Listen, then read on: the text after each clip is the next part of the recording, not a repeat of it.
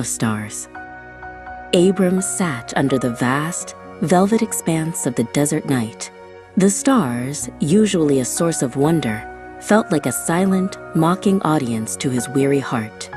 Decades had passed since the first promise, and the silence in his tent was as profound as the silence of the heavens.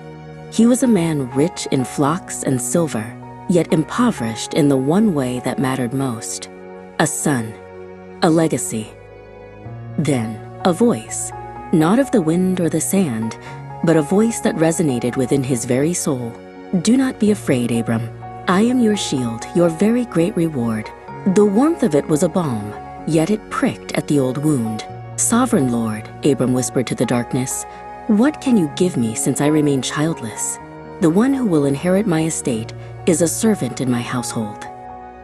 The voice was immediate, firm but gentle. "This man will not be your heir, but a son who is your own flesh and blood will be your heir." The command came next, a gentle pull on his spirit. "Look up at the sky and count the stars, if indeed you can count them." Abram's eyes traced the milky river of light that flowed across the cosmos. He tried to count, to comprehend the sheer, glittering multitude.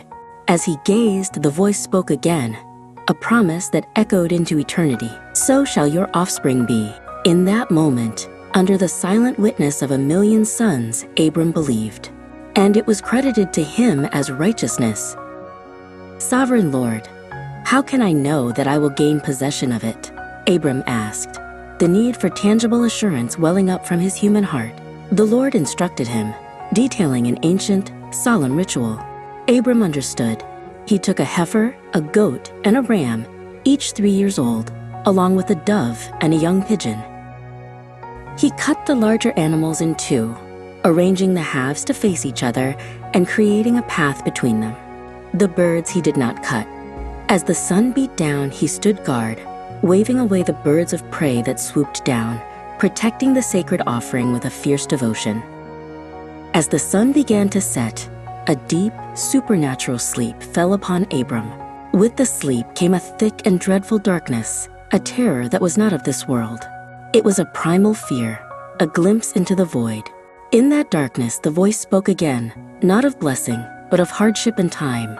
"Know for certain that for 400 years your descendants will be strangers in a country not their own, and that they will be enslaved and mistreated there." The prophecy continued, a thread of light in the oppressive dark. "But I will punish the nation they serve as slaves, and afterward they will come out with great possessions." The darkness was a crucible, but it would forge a nation. The promise held fast, even in the face of a long and bitter trial.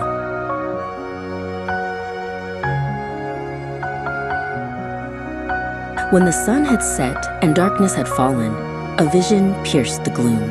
A smoking firepot with a blazing torch appeared, a manifestation of the divine presence. It passed between the pieces of the animals, a silent, fiery oath.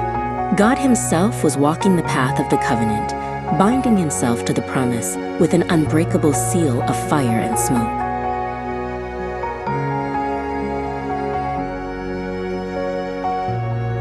On that day, the Lord made a covenant with Abram. The vision faded, the terror receded, and Abram awoke. He stood, the scent of smoke in the air, the echo of the promise in his soul. He was no longer just a weary man under the stars, but a partner in a divine covenant, his future and the future of countless generations, sealed by the passing fire of God. He stood in the quiet dark, wrapped in awe,